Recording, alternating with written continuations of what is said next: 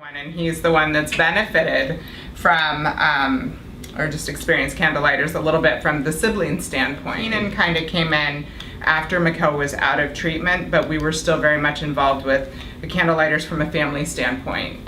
Because what's fairly unique about Candlelighters is when you finish treatment, you're not cut off. So Keenan got to benefit from Candlelighters later as he was growing up, you know, with some of the family events and stuff. They're just mascots for him, sports teams. You know, you try and normalize life as much as possible, but everything is kind of different, and you have this kind of constant state of terror that, you know, your child's not going to be okay. You're doing everything that you can to save this child's life, and that has to be the priority. So siblings aren't, you know, necessarily included in things. The siblings and others at times kind of fade into the background. And I think there's times where they can feel a little underappreciated and undervalued. So there's always some kind of financial implication. And so when mom and dad are stressed about money, that also then affects the family. You know, the vacations that you might have taken, they're not happening. You know, there's things that we've done and there's things that we do from a Candlelighter standpoint to try and equalize that. A good example of that was the Christmas party. I have a great picture of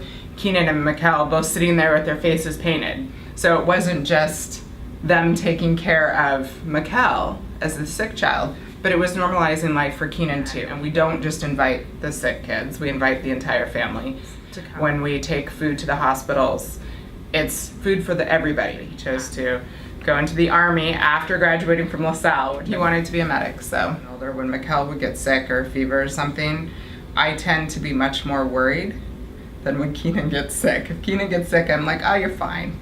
You'll be all right. His temperature was 107.1, and they were pretty much like, it's time to say goodbye. And the siblings are really affected by everything because they watch it and they see it and they feel it. You know, when he was littler, he would ask about that. Well, am I going to get leukemia? Stuff. We have support groups for those who have lost a child. You know, he's a combat medic and he's trying to give back and do what he can. And I do think it has a lot to do with the time that he spent in the hospital and the experiences that he had. You know, I had just gotten out of the military. I was a single mom. Luckily, I had taken a job 3 weeks before Mikkel was diagnosed. And just the moments of life where you feel normal. The moments of life when you feel like, I'm gonna take these two little boys to, you know, a holiday party, and it doesn't matter if, you know, one of them, I call it chemo face, where they're like all puffed up and huge, or, you know, nobody cares.